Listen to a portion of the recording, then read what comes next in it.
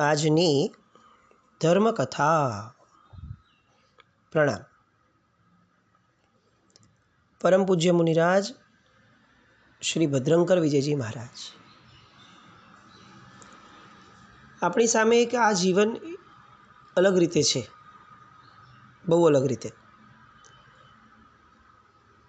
એના કારણો આગળ આવતા રહેશે કે આવું કેમ કહેવાય છે કે અલગ રીતે છે. આપણે વર્ધમાન સ્વામી ભગવાન વિશે જ્યારે પર્યુષણામાં સાંભળતા હોઈએ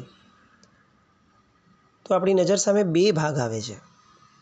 નંબર 1, 27મો ભાવ, કે જેમાં વર્ધમાન સ્વામી ભગવાનના ચરિત્ર માટે આપણને અનહદ કહી શકાય એટલો બહુમાન ભાવ છે.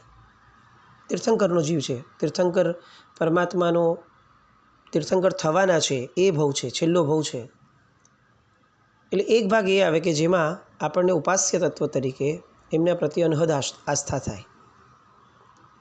બીજો ભાગ એ આવે કે જેમાં 1થી લઈને 26 ભાવો સાંભળવામાં આવે.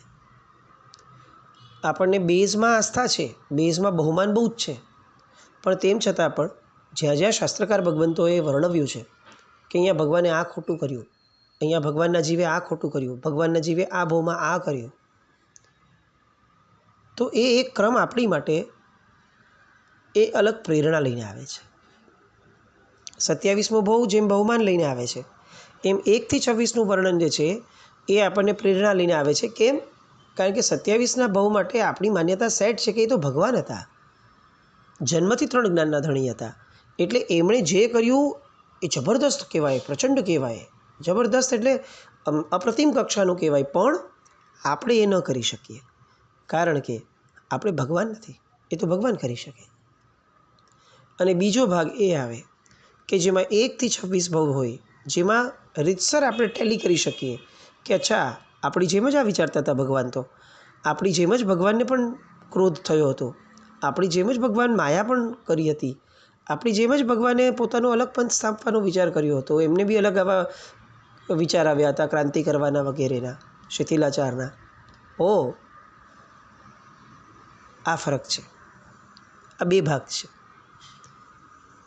જ્યાં જીવને એમ લાગે ને કે આ વ્યક્તિ મારા જેવું જ છે અને એ ઉપર એલિવેટ થયું, ત્યાં જીવને એ પોતીકું લાગે. જ્યાં એવું લાગે કે એ તો મહાન છે ભાઈ, ત્યાં એ ગમે તેટલા એલિવેટ થાય, એ જીવને એ આદર્શ જેવા જ લાગે. સાહેબના જીવનને અથવા અનેક કથાનકોને, આપણે જે નજીકના ભૂતકાળના કથાનકો જે બી જોઈએ છે, એનું કારણ આ છે કે આપણને એ આદર્શ લાગે એવું નહીં. પાઠ પરંપરાના મહાત્માઓએ આપણને આદર્શ જ લાગશે, કારણ કે આપણને સમજાય છે કે એ સમયની સમય વ્યવસ્થા, કાળ વ્યવસ્થા, બહારની જગતની વ્યવસ્થા એ બધી અલગ હતી અને આજની વિશ્વ વ્યવસ્થા અલગ છે. પણ જ્યારે આપણને એવું સમજાય કે આપણેથી માંડ 30, 40, 50, 70, 80 વર્ષ પહેલાં કોઈ એક મહાપુરુષ આવી જ વ્યવસ્થાની વચ્ચે જીવીને આવા મહાન થઈને ગયા, તો આપણો સમજવાનો અપ્રોચ એ આખો અલગ હોય. આજની જનરેશનને મુખ્યતયા આપવા જેવું આ છે, કારણ કે એ લોજિકલી સેટ કરે છે કે અચ્છા ઓકે, આ તો સેમ આપણી જેમ થાય છે અને at one point of time both are same. એ પણ સરખા ને આપણે સરખા, પછી એમને લેફ્ટ લીધો ને આપણે રાઈટ લઈએ છીએ. તો આપણને એમ લાગે કે નહીં યાર, ક્યારેક તો લેફ્ટ લઈએ, રાઈટમાં તો ઓલવેઝ મુશ્કેલી અનુભવીએ છીએ, ચાલો એકવાર લેફ્ટની ટ્રાય કરીએ. એમણે તો લેફ્ટ લીધો તો કેટલા આગળ નીકળી ગયા, તો ચાલો આપણે આ વખતે લેફ્ટ ટ્રાય કરીએ. બસ આ બધા કથાનકો છે ને એ આ રીતની પ્રેરણા આપણને બની રહે, એ આશયથી આપણે ખાસ આ સ્વાધ્યાયમાં જોડાઈએ છીએ. આપણે વાત ચાલતી હતી શત્રુંજયની અંદરમાં, જ્યારે પૂજ્યશ્રી બિરાજમાન હતા ત્યારની. સમય 1947નો, ભારતની સો કોલ્ડ આઝાદીવાળો એ સમય. પણ એ આઝાદી સાથે ઘણું લઈને આવી હતી, હિન્દુ મુસ્લિમના જે ઝઘડાઓ, અને એના કારણે જે હિંસક તોફાનો થયા હતા. 4 લાખ લોકો, ઓફિશિયલ કાઉન્ટ પ્રમાણે 4 લાખ લોકો મરણને શરણ થયા હતા, બહુ નબળી રીતે. હવે જે વ્યક્તિને જે નથી દેખાતા એવા જીવો પ્રત્યે પણ મૈત્રીનો ભાવ અપાર હોય, સૂક્ષ્મ જીવો માટે, એ વ્યક્તિને પંચેન્દ્રિય મનુષ્યનો વધ થતો હોય આજુબાજુમાં, અને એમાં આટલો મોટો આંકડો, તો એ વ્યક્તિની મનસ્થિતિ કેવી થતી હશે, એવું અનુભવ્યું એમણે. આપણને લાગે કે સાધક આત્માઓ બધા બહુ જ સ્વગત પોતાના આત્મામાં જ રહેતા હોય એવું નહીં. આજુબાજુની પરિસ્થિતિ સાથે પણ તાલ મિલાવતા હોય. હા, એમની અભિવ્યક્તિમાં ફરક હોય. આપણે બધા દોઢ ડાયા થઈ અને ઘણી વસ્તુઓમાં પડી જતા હોઈએ છીએ. એ જાણે ને જુએ, અંદર પડતા ન હોય, પણ જાણે ને જુએ તો એ જે જોયાની સંવેદના છે એ સંવેદના તો એ અનુભવે. એટલે એમણે એકવાર એક પ્રવચનમાં આ વસ્તુ લીધેલી હતી કે એક સંયુક્ત કુટુંબ સદીઓથી ભેગું રહેતું હોય અને પછી હક અને સત્તા મેળવવા ગેરસમજણ થાય અને બે ભાઈઓ છૂટા પડે ત્યારે બે ભાઈઓ વચ્ચે જે શત્રુતાનું બીજ રોપાય ને એ ખાના ખરાબીમાંથી પસાર એમના પરિવારે થવું પડે છે, બે ભાઈઓએ નહીં. બે ભાઈઓ તો બરાબર છે, પોતાની દુશ્મનીમાં આખી જિંદગી ગુજારી લેશે, પણ બે ભાઈના જે પરિવાર છે કે જેને શત્રુતાના કારણોમાંય રસ નથી, એ બધાએ જે ભોગવવું પડે છે એ ખરી વેદના છે. અને ખરી અસારતા સંસારની અહીંયા આપણે ઘટાડવી પડે. બસ આ જ રીતે એ કહે છે કે ભારત અને પાકિસ્તાન જે બે છૂટા થયા અને બધા લોકો જે મારું તારું કરવામાં પડ્યા, જ્યારે બહારનું આક્રમણ આવ્યું હતું ને અંગ્રેજોનું, ત્યારે દેશ અહિંસાથી જીતી શક્યો, પણ હવે જ્યારે અંદરનું આક્રમણ આવ્યું છે ત્યારે હિંસા સિવાય બીજું કંઈ જ નથી. અને સાહેબ આશ્ચર્ય વ્યક્ત કરતા કે અહિંસાના માર્ગથી જે દેશે વિજય મેળવ્યો છે એ દેશ વિજય મેળવવાની ક્ષણે પણ હિંસામાં ગરકાવ છે. તો આ અહિંસા ક્યાં સુધી પહોંચી અને કેટલા લોકો સુધી પહોંચી, અને આ અહિંસાએ એકચ્યુઅલી આ દેશને શું આપ્યું? આ વિચારણીય પ્રશ્ન. અહિંસાના વિરોધ તરીકે નહીં, કારણ કે સાહેબ પૂર્ણપણે એ અહિંસા માર્ગે જે ચળવળ થઈ એના તરફેણમાં હતા, પણ આ પ્રશ્ન સાહેબને અંદરથી વલોપાત ઊભો કરતો હતો. એટલે સાધક મહાપુરુષ હોવા છતાં મૂળમાં આપણે જે કહેવાનું છે કે સાહેબનું બીજી એક બાજુ હતી, એક જીવનની એક બીજી દિશા હતી કે જેમાં સાહેબ પૂર્ણપણે એ દિશાને ન્યાય પણ આપતા હતા. એ સમયે જે શ્રાવકો શ્રાવિકાઓ આવતા અને પૂછતા કે સાહેબ આ બધી ભયંકર પરિસ્થિતિમાં અત્યારે મનને કઈ રીતે સાચવીને રાખવું, ત્યારે સાહેબ બહુ સરસ વાત કરતા કે જીવન અને મરણ છે ને એ આપણા હાથમાં નથી, પણ નિષ્કામ પરમાત્મ સ્મરણ એ આપણા હાથમાં છે. નિષ્કામ થવાનો એક જ માર્ગ છે, નિષ્કામ થવું. આ ભાવમાં જે કંઈ ધર્મ સામગ્રી મળી છે તે દુર્લભ છે. અનંત જીવમાંથી બહુ જ જૂજ કહી શકાય એવા અને મળી છે. જો આપણો સમાવેશ એ થોડા જીવમાં થયો છે તો આપણી ફરજ બને છે કે આપણે સકળ જીવરાશિ વતી એ પ્રમોદ ભાવે પ્રભુનું નામ સ્મરણ કરીએ. એક પ્રશ્ન ઉઠ્યો હતો સભામાંથી, સાહેબ પૂજા રોજ કરીએ છીએ. શરૂઆતમાં ભાવ બહુ સરસ હતા, હજી બી ક્યારેક સરસ ભાવ આવી જાય, પણ બાકીના સમયમાં પૂજા જે છે એ બહુ જ રૂટીન બની જાય છે, એ સામાન્ય કક્ષાની આરાધના બની જાય છે. અલબત્ત એનું દુઃખ છે, પણ હવે એની માટે કરવું શું? મન તો એ જ આવી જ રીતે રોજની પ્રવૃત્તિને લઈ લેતું હોય છે. તો શું વિચાર કરવો પૂજા કરતી વખતે અથવા પૂજા કરવા જતી વખતે? સાહેબે બહુ સરસ જવાબ આપ્યો. દરિદ્રને નિધાન મળે અને જે રોમાંચ થાય એના કરતાં પણ વધુ હર્ષ આપણને પ્રભુના સ્પર્શ માટે જઈ રહ્યો છે એવો થાય પૂજા કરવા જતી વખતે, તો પૂજા એ રોજિંદી ઘટના ન બને. રોજ અલગ અલગ રીતે એ દરિદ્રને નિધાન મળ્યાનો જે હર્ષ છે એ હર્ષને સ્પર્શવાનો ભાવ પૂજા કરવા જતાં પહેલાં જીવને સ્પર્શે, તો પછી એ પૂજા રોજિંદી સામાન્ય કક્ષાની ન જ બને. સમ્યક જ્ઞાનનું આ ફળ છે કે એને હર્ષ થાય. સમ્યક જ્ઞાની જીવ છે ને એને કંઈક પ્રાપ્ત થાય ને તો એને બહુ હર્ષ થાય. ઘણીવાર આપણને એવું લાગે કે સાવ એક નાનકડું પુસ્તક કોઈકને મળ્યું હોય, આપણે ઘણા આચાર્ય ભગવંતો બી આવા જોયા છે, સાંભળ્યા છે આવા કિસ્સાઓ. કોઈ ગ્રંથ મળ્યો હોય તો માથે લઈને નાચતા હોય, આપણને એમ થાય કે હવે ગ્રંથ છે, પણ એમની માટે એની કિંમત ગજબ હોય, કારણ કે જ્ઞાની એને પ્રાપ્તિ એ હર્ષનું કારણ બને ને બને છે. ખાલી ફરક એ છે કે એની પ્રાપ્તિના માપદંડો અને પ્રાપ્તિના સાધનો, એની ઊંડાઈ અને એની ગરિમા એ બહુ અલગ હોય અને આપણા બધા જીવો માટે અલગ હોય. સાહેબે કેટલાક વિચારણાના સ્ત્રોત આપ્યા લોકોને કે આ વાતાવરણ જે ખરાબ છે એની અંદર જીવવું હોય તો કેટલીક વસ્તુઓ તમે આ ધ્યાન રાખો એની કેટલીક ટિપ્સ જે આપી છે એ વાક્યો. પરમેષ્ઠી સ્મરણ સુલભ છે, બોધિ દુર્લભ છે અને આયુષ્ય ક્ષણભંગુર છે. આ બધી પંચલાઇન્સ છે. ફરીથી, પરમેષ્ઠીનું સ્મરણ સુલભ છે પણ બોધિ દુર્લભ છે. બોધિ એટલે કે સમજણ. અને આયુષ્ય ક્ષણભંગુર છે. નંબર 2, નવપદજીનું ધ્યાન ધરી અને ઉપશમ ભાવમાં રહેવું. નંબર 3, એકાગ્ર ચિત્તે નવકારનું સ્મરણ કરવું. નંબર 4, પરોપકારમાં રત રહેવું અને નમ્રતા કેળવવી. નંબર 5, સમસ્ત જીવ રાશિ પ્રત્યેના સ્નેહ પરિણામનો વિકાસ કરવો. નંબર 6, સંયમના સાધનરૂપ શરીરનો તપ અને સ્વાધ્યાયમાં ઉપયોગ કરવો. નંબર 7, ચિત્તને ભગવદ્ ભાવની અંદરમાં ભાવિત રાખવું. આમ કરવાથી આપણી આજુબાજુ દૂર ઉત્પન્ન થતા હિંસા વગેરેના ક્રૂર ભાવો પણ આપણી માટે સદભાવમાં પરિણમે, આપણી માટે મૈત્રી ઉદ્ભવે અને આપણી ક્ષમતા અખંડપણે જળવાઈ રહે. એક વ્યક્તિની ઉર્જા જ્યારે બદલાય છે ત્યારે આ ઉર્જા અનેક લોકો માટે કેટલું મોટું આલંબનનું સ્થાન બની રહે છે. સાહેબની આ બધી વાતો. હવે સાહેબનું એક અલગ રૂપ, આજ જે આપણે વાત કરી રહ્યા છીએ એ જ ધારામાં આપણે આગળ વધીએ કે અંદર ઉતરેલા સાધકને પણ જ્યારે દુન્યવી જગત સાથેની કેટલીક ઘટનાઓ એ સાધવા જેવી લાગે ત્યારે એને કયા એંગલથી, કયા પર્સ્પેક્ટિવથી જુએ અને કયા પર્સ્પેક્ટિવથી એને લોકોની સામે મૂકે, એનો આ એક પ્રસંગ. આપણને એમ લાગે કે ભદ્રંકર વિજયજી મહારાજ સાહેબ એટલે શું, નૌકાના ધ્યાનમાં જે લીન થયા હોય, જિંદગીભર લીન રહ્યા હશે એવા મહાપુરુષ. હવે એને આ જગતની અંદરમાં બહાર શું ચાલી રહ્યું હોય એની અરે શું કડાકૂટ હશે, પણ એવું નહીં. પરમાત્માનું શાસન જેમના હૃદયમાં વસ્યું છે એમને શાસન એટલે કે વ્યવસ્થા તંત્ર અને આ શાસનના અંગો એની બહુ જ ફિકર હોય. એ ગંભીર ભાષામાં થોડુંક બોલે પણ જે બોલે એ બહુ ઇફેક્ટિવ હોય.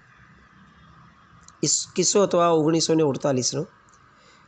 6 જૂનના દિવસે એમને એવા સમાચાર મળ્યા કે બોધગયા ટેમ્પલ એક્ટ એના દ્વારા આપણી દેશની સરકારે મહાબોધિ મંદિર બોધગયાનું એને બૌદ્ધોના નિયંત્રણ હેઠળ મૂક્યું છે.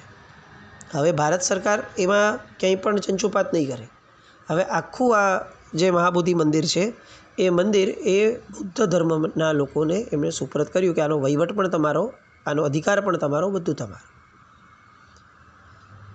સમાચાર સામાન્ય કદાચ ગણાય પણ સાહેબને તરત એમ થયું કે આપણા તીર્થધામોની પેઢી માટે પણ આ વાત કેમ ન થઈ શકે.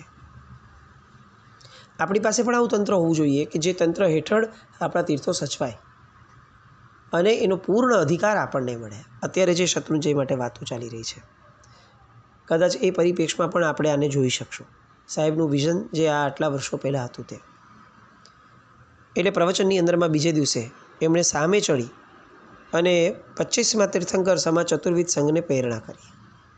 એમના એક એક શબ્દો છે ને બહુ જ માઇલસ્ટોન જેવા હશે, એટલે આપણે એક એક શબ્દને પણ એ ગંભીરતાથી લઈએ. સાહેબે જણાવ્યું, પોતાના નામે કે પરિવારમાંથી કોઈના પણ નામે આ પેઢીનું નામ પાડવાને બદલે શ્રી શાંતિદાસ શેઠે જૈન શાસનની સંયુક્ત પેઢીનું નામ આણંદજી કલ્યાણજી પાડ્યું છે.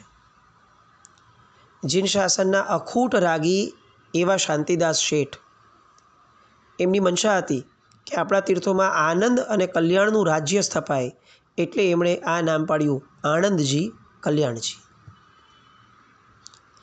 હમણાં તેઓના પરિવારની 11મી પેઢી કાર્યરત છે. 50 વર્ષ પર્યંત શ્રી કસ્તુરભાઈ લાલભાઈએ પેઢીનું સુચારું સંચાલન કર્યું. આ પેઢી ભારતભરના 1200થી વધુ દેરાસરના સંવર્ધન અને સંમાર્જન માટે ₹15 કરોડનો વાર્ષિક ખર્ચ કરે છે. આ એ સમયની વાત ચાલે છે. જીવનમાંથી દરેકે થોડો સમય જૈન શાસનના પ્રશસ્ત કાર્યમાં આપવો જ જોઈએ. શક્તિ, બુદ્ધિ અને સંચાલનના અનુભવોનો લાભ સંસારમાં તો સૌ આપે, પણ 21,000 વર્ષ ચાલનારા આ શાસન માટે યુવાનીના થોડા વર્ષ આપવાની ફરજ દરેકે દરેક જૈનની છે. સાહેબની આ તીર્થરક્ષાની વાત કેવું જબરદસ્ત લાગે આપણને કે આ મુનિ ભગવંતની રેન્જ કઈ કઈ દિશાઓમાં પહોંચતી હતી. શાંતિદાસ શેઠ, કસ્તુરભાઈ લાલભાઈ આ બધા વ્યક્તિઓ માટે આપણે છેલ્લા કેટલાક સમયથી કેટલીક અલગ અલગ વાતો સાંભળતા આવ્યા છીએ. આ પન્યાજી મહારાજે લગાડેલો સ્ટેમ્પ વિચારણીય છે. આપણને ઘણી બધી વાર છે ને અધૂરા જ્ઞાન અથવા અજ્ઞાનના કારણે ઘણા પ્રશ્નો ઊભા થતા લાગે, એમાંથી ઘણી વાતો સાચી પણ લાગે. તો એવા સમયે આપણે શું કરવું? આપણે કોનું માનવું? આપણે કઈ દિશા તરફ ઝૂકવું? આપણને નથી સમજાતું કે શું થાય છે. તો ત્યારે શાસ્ત્રકારો આવો માર્ગ આપે છે. મહાજનો યેન ગતઃ સપંથાઃ. જે રસ્તે મહાપુરુષો ગયા છે ને એ પંથ રસ્તો લઈ લે, બહુ વિચારવાની જરૂર નથી. અને બીજો એક આયામ આપે છે, પુરુષ વિશ્વાસે વચન વિશ્વાસ. તને જે આત્મા પર વિશ્વાસ છે ને કે આ આત્મા ખરેખર યોગ્ય છે, પ્રામાણિક છે, અને આત્માને પૂરેપૂરો જાણનાર છે, એની નિષ્ઠા, એની વફાદારી, એની પ્રામાણિકતા, એની સૌહાર્દતા, એ બધા ગુણોને એને વિકસ્વર કરવાનો પૂર્ણ પ્રયત્ન કર્યો છે, આ વ્યક્તિ ખરેખર યોગ્ય છે, એવું જે વ્યક્તિ માટે લાગે એ વ્યક્તિના દરેક વચન ઉપર વિશ્વાસ કરવો, આ ધર્મ છે. પુરુષ વિશ્વાસે વચન વિશ્વાસ. પન્યાજી મહારાજ જ્યારે શાંતિદાસ શેઠ માટે, આનંદજી કલ્યાણજી પેઢી માટે અને કસ્તુરભાઈ લાલભાઈ આદિ વ્યક્તિઓ માટે જે કેટલીક વાતો કહે છે, એ બધી વાતો સાંભળીને આપણે શું કરવું એ આપણે નક્કી કરવું જોઈએ. તીર્થરક્ષાની આ તીવ્ર ઈચ્છા પ્રગટે ને ત્યારે એમણે જે પાછળથી સ્ટેટમેન્ટ આપ્યું છે એ ખાસ મનન કરવા જેવું છે. જીવનમાંથી દરેક થોડોક સમય જીન શાસનના પ્રશસ્ત કાર્યોમાં આપવો જોઈએ. આપણી શક્તિ, આપણી બુદ્ધિ અને આપણું સંચાલનના અનુભવનો લાભ સંસારને તો સૌ આપે, 21,000 વર્ષ ચાલનારા જીન શાસનને આપવું એ આપણી પરમ ફરજ છે. આ બધી વાતો. બીજા વર્ષનું ચાતુર્માસ રાજનગર તરફ સાહેબ આગળ વધ્યા, કારણ કે પૂજ્ય પ્રેમ સુરેશ્વરજી મહારાજની નિશ્રામાં જ્ઞાન મંદિરમાં ચાતુર્માસ નક્કી થયું હતું.